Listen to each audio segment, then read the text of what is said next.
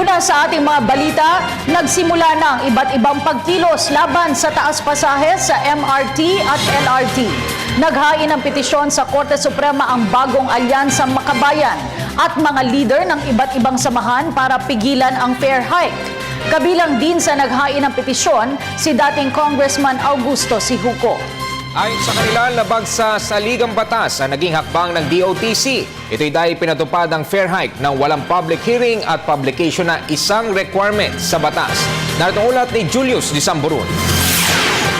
Nagsama-sama ang iba't ibang grupo para igit sa Korte Suprema na ipatigil ang taas pasahe ng Department of Transportation and Communications sa Metro Rail Transit at Light Rail Transit.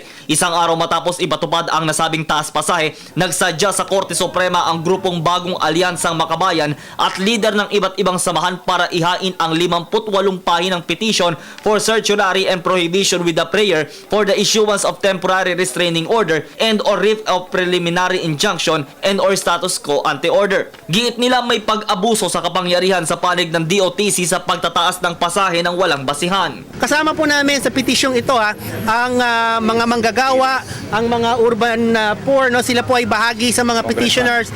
Nandito rin po kaisa natin si Congressman Fernando Hicap. Ang mga manggagawa po ang pangunahing sumasakay sa mga tren. Wala rin anilang kapangyarihan si Transportation and Communications Secretary Joseph Emilio Abaya at ang Light Rail Transit Authority na magtakda ng pagtataas ng pasahe. Dagdag pa nila, invalid ang fare hike dahil sa kawalan ng public hearing at wala rin anilang publication nito na isang requirement ng batas. So the fare is uncalled for, unnecessary, of course very exorbitant, no? And then of course the legal issues, kaya nakikisa ako rito. Para baguhin ito, na bigyan ng pansin, doon na natin ng subsidy ang 1 million productive passengers. May mga trabaho yan, hindi naman po joyrider yan. Bukod sa grupo, naghain din ng kahalintulad na petisyon sa Supreme Court si dating Iloilo Representative Augusto Sijuco. Sa ngalan ni Joseph Parapina, para sa Telebisyon ng Bayan, ako si Julius Disamburun.